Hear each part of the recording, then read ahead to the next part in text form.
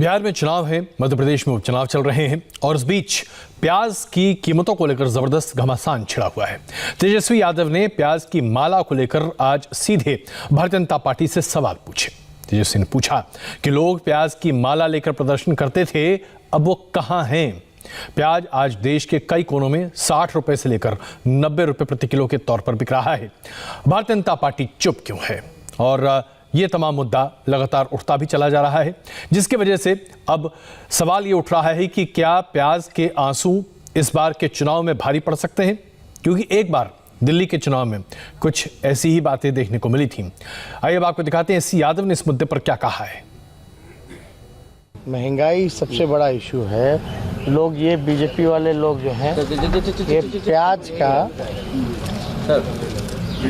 ये प्याज का माला बीजेपी के लोग पहन के घूमते थे। ये आप देखिए, अब इसका आंकड़ा जो है तकरीबन 100 रुपए के भी करीब पहुंचने वाला है। मतलब महंगाई प्याज जो है सेंचुरी मारने वाली है। आप बताइए, रोजगार नहीं है, नौकरी नहीं है, लोगों के खाने के लाले पड़े हैं, भूखमरी बढ़ी हुई है, महंगाई इतनी चरम सीमा पर पहुंच गई है कि छोटे मोटे जितने व्यवसायी थे इस कोरोना काल में, नोटबंदी के समय, सब लोग जो हैं व्यापारी तंग हो चुके हैं, तबाह हो चुके हैं और गरीबी बिहार में और बढ़ती जा रही है। और पेट्रोल डीजल महंगा तो हो ही रहा है, साथ में खाने पीने की जो चीज़ें हैं, जो प्याज है, वो भी जो है पूरी तरीके से महंगा हो चुका है। तो आपने देखा किस तरह से प्याज को लेकर अब राजनीति शुरू हो रही है। प्याज की कीमत को लेकर कई बार चुनावी मुद्दा बनाया जा चुका है और इसी मुद्दे पर चर्चा करने के लिए हमारे साथ केंद्रीय कृषि मंत्री नरेंद्र सिंह तोमर जी जुड़े हुए हैं। नरेंद्र सिंह जी, बहुत स्वागत है इंडिया टीवी पर आपका।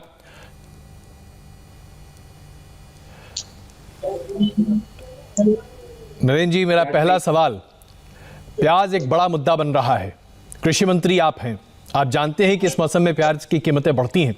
इसके बावजूद चुनाव के होते हुए क्या प्याज की कीमत अगर बड़ा मुद्दा बन जाए तो फिर कम से कम इसका भुगतान आपको बिहार या फिर मध्य प्रदेश के उपचुनाव में करना पड़ सकता है?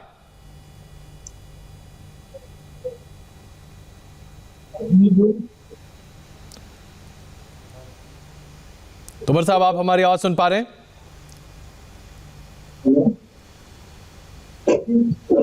ऐसा लग रहा है कि नरेंद्र जी से अभी हम संपर्क नहीं साध पा रहे हैं, कुछ तकनीकी दिक्कत की वजह से उनसे अभी हम फिलहाल बात नहीं कर पा रहे हैं।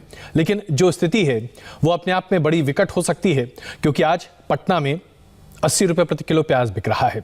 बिहार में चुनाव है और मध्य प्रदेश में भी 75 से 80 रुपए प्रति किलो प्याज की कीमत है। यही हाल कमोबेश देश के कई हिस्सों का है और ऐसा माना जा रहा है कि अभी कम से कम दीपावली तक, यानी कि 15 नवंबर तक प्याज की कीमतों में फिलहाल कोई गिरावट आती भी नहीं दिखाई देगी। यानी कि कम से कम अभी 20 दिन और बचे हैं जिसमें प्याज की कीमत बढ़ सकती है।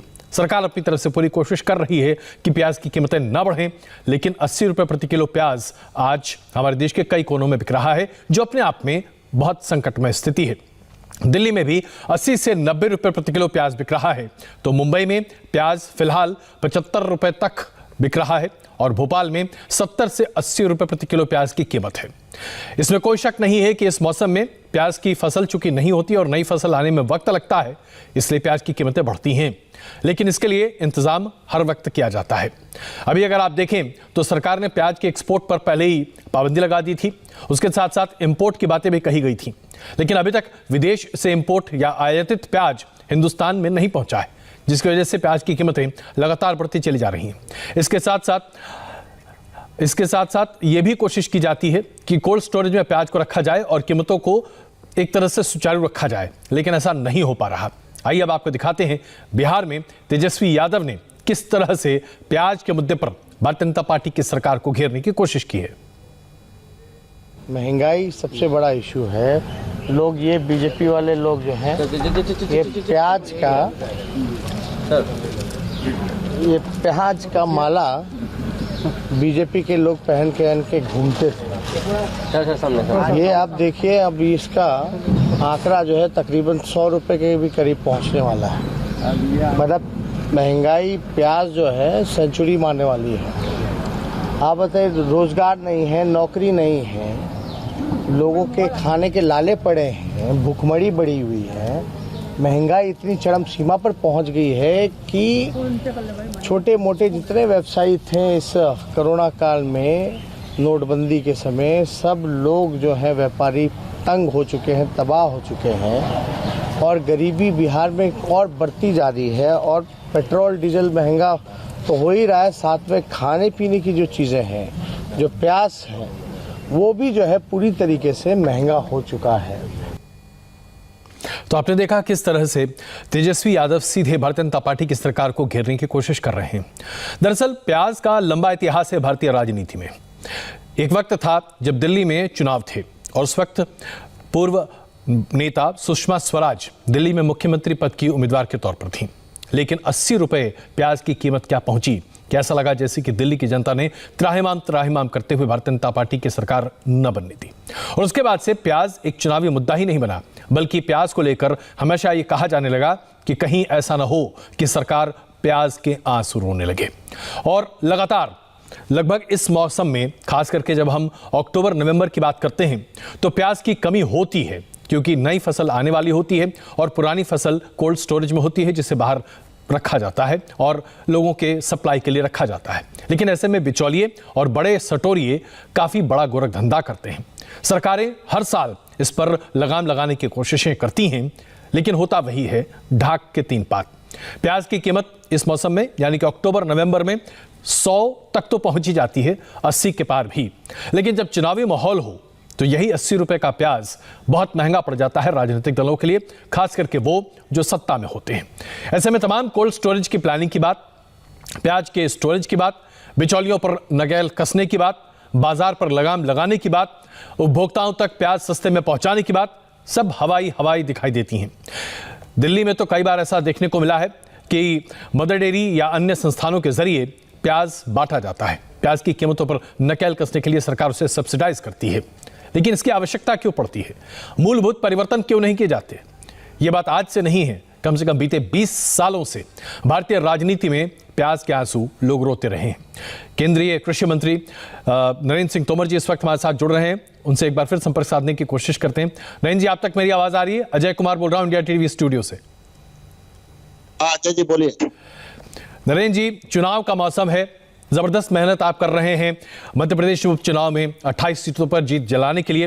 बिहार में भी चुनाव है और ऐसे में तेजस्वी यादव प्याज की याद दिलाकर भारतीय जनता पार्टी को घेर रहे हैं। तेजस्वी यादव जी लालू प्रसाद जी के पुत्र हैं और लालू प्रसाद जी भी चुनाव में नौटंकी करते थे,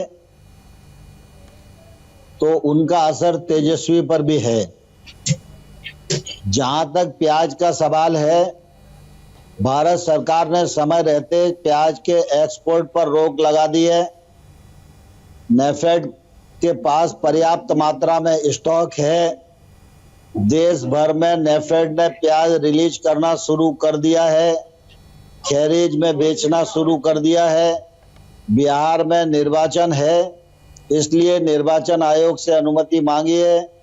निर्वाचन आयोग से अनुमति मिलेगी तो नेफेड का प्याज बिहार में भी पहुंचने लगेगा। मैं आपके माध्यम से जी राजागा के लोगों को अपना इनके लालू प्रसाद के लोगों को कहना चाहता हूं कि झूठे प्रचार से वो अपनी बेतरनी पार नहीं कर सकते हैं। बिहार में नीतीश कुमार के नेतृत्व में एनडीए की सरकार ने बेहतर काम किया है। तोमर साहब, मैं तो बड़े अदब से क्षमा मांगते हुए आपसे पूछना चाहता हूं, आज देश के कई कोनों में प्याज 90 रुपए प्रति किलो बिक रहा है। दिल्ली में भी 80 से 90 रुपए प्याज की कीमत है, बिहार में भी 80 रुपए प्रति किलो प्याज है। अगर आप सारी व्यवस्थाएं कर रहे हैं तो प्याज की कीमत 40 रुपए से बढ़कर 80-90 रुपए कैसे पहुंच गई? सीधे दोगुना हो गई ये प्याज की कीमत। मैं यही कह रहा हूं कि हमको लग रहा था कि प्याज की कीमत बढ़ सकती है, इसलिए प्याज के एक्सपोर्ट पर समय रहते रोक लगा दिया था जी। नेफेड की प्याज रिलीज हो गई है, जगह जगह पे बिकने लगी है। सब जगह महंगाई नहीं है। बिहार में भी जैसे ही निर्वाचन आयोग की अनुमति मिलेगी वैसे नेफेड की प्याज पहुंच जाएगी और प्याज सस्ता हो जाएगा। मैं बिहार के नागरिकों को आश्वस्त करना चाहता हूं। लेकिन तोमर साहब, आपने बिहार के नागरिकों को तो आश्वस्त कर दिया, दिल्ली वासियों के बारे में बताइए। भोपाल में भी 70 से 80 रुपए प्रति किलो प्याज बिक रहा है। ऐसा क्यों होता है कि प्याज को लेकर हर साल यही रोना तमाम सरकारें रोती हैं? हर साल की समस्या है, एक साल की नहीं। देखिए अजय जी, ये बात आपकी सही है कि ये असंतुलन खड़ा हुआ है और इस असंतुलन के लिए कांग्रेस के लोग और यूपीए के लोगों ने किसान के प्रति और कृषि उपज के प्रति जो उपेक्षा और भेदभाव का बर्ताव किया, उसी का आज परिणाम हमको देखने को मिल रहा है। लेकिन प्रधानमंत्री नरेंद्र मोदी जी ने, चाहे वो एफपीओ बनाने का मामला हो, चाहे वो 1 लाख करोड़ के इंफ्रास्ट्रक्चर का मामला हो, ये सारी जो योजनाएं हैं, आने वाले कल में कृषि के क्षेत्र में जो गैप्स हैं, के क्षेत्र में जो निजी निवेश का अभाव है जी, उसको भर देंगे। और जब इंफ्रास्ट्रक्चर, प्याज, आलू, टमाटर, इनकी टेक्नोलॉजी के हिसाब से जब इन जिंसों को रखने के लिए कोल्ड चेन बन जाएगी और कोल्ड स्टोरेज बन जाएंगे, तो आने वाले कल में ये समस्याएं पैदा नहीं होंगी। यह दीर्घगामी प्लान है।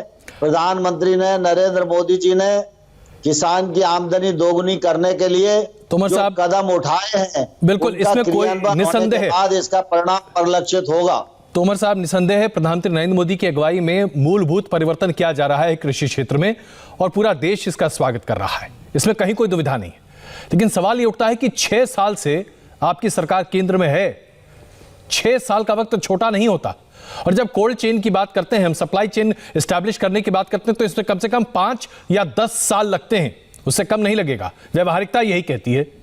तो क्या अभी देश अगले 5 से 10 साल तक इसी तरीके से जूझता रहेगा? 60 साल के कांग्रेस के पापों को धोने में टाइम तो लगेगा ही।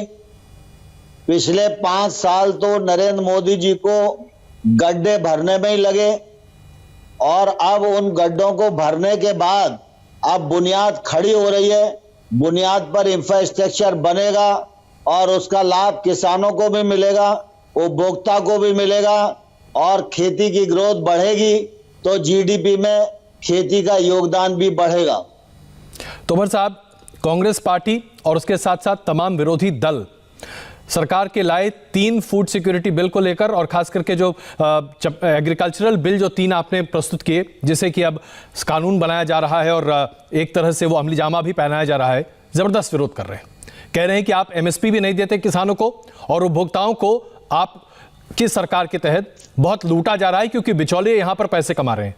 और अभी जो प्याज की कीमतें बढ़ी हैं 40 रुपए प्रति किलो, अगर इसमें बिचौलिए खाते हैं तो जाहिर सी बात है कहीं ना कहीं लोगों के दिल में ठेस पहुंचेगी। साहब, सारा देश जानता है कि नरेंद्र मोदी जी बिचौलियों को समाप्त करने के लिए पूरी तरह प्रतिबद्ध हैं और नरेंद्र मोदी जी के कार्यक्रमों के परिणाम स्वरूप जो बिचौलिए धीरे धीरे खत्म होते जा रहे हैं, वही नरेंद्र मोदी की सरकार के विरोध में कांग्रेस का बैनर लेकर खड़े हो रहे हैं।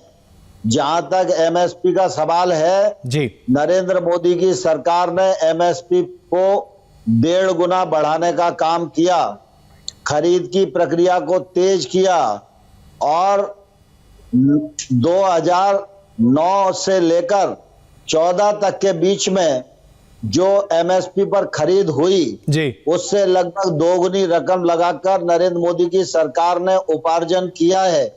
और मैं आपके माध्यम से देश भर को कहना चाहता हूं जी, कांग्रेस के लोग खिसियानी बिल्ली खंबा नोचे वाली कहावत को चरितार्थ कर रहे हैं। वो थूक भी रहे हैं और चाट भी रहे हैं। उनको पहले ये चाहिए कि वो अपने घोषणा पत्र से मुकरें और तब हमारे कृषि सुधार बिलों का विरोध करें।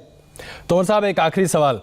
तो बिहार में जो कुछ हो रहा है, महंगे प्याज का जो बयाना दिया जा रहा है, प्याज के माले दिखाए जा रहे हैं, ये सब चुनावी स्टंट है, कुछ नहीं। लोगों को परेशानी नहीं है आपके हिसाब से? लोग 80 रुपए 90 रुपए प्रति किलो प्याज देने को तैयार है। देखिए, दरअसल मैंने आपको पहले ही कहा कि प्याज के मामले में सरकार को जो पथ परहेज उठाना चाहिए था वो पथ परहेज हमने उठाया है। निर्वाचन आयोग की अनुमति मिल जाएगी, नेफेड का प्याज वहां पहुंच जाएगा, प्याज सस्ता हो जाएगा। जी लेकिन मैं आपके माध्यम से मतदाताओं को आग्रह करना चाहता हूं, प्याज के चक्कर में नहीं पड़ना चाहिए, लालू की पार्टी की नौटंकी में नहीं पड़ना चाहिए। जी नीतीश कुमार ने बिहार को वर्क कल्चर दिया है, नरेंद्र मोदी के नेतृत्व में विकास का चौमुखी विकास हुआ है। नरेंद्र मोदी के नेतृत्व को वोट दीजिए, नीतीश कुमार को मुख्यमंत्री बनाइए, इसी में बिहार का भला है। जी बहुत धन्यवाद इंडिया टीवी पर अपनी ये बातों को सामने रखने के लिए, बहुत धन्यवाद इस मुद्दे पर चर्चा करने के लिए। तो हम यहाँ पर एक छोटा सा ब्रेक लेते हैं। ब्रेक के बाद बिहार चुनाव में ओवैसी का नया दाव क्या है।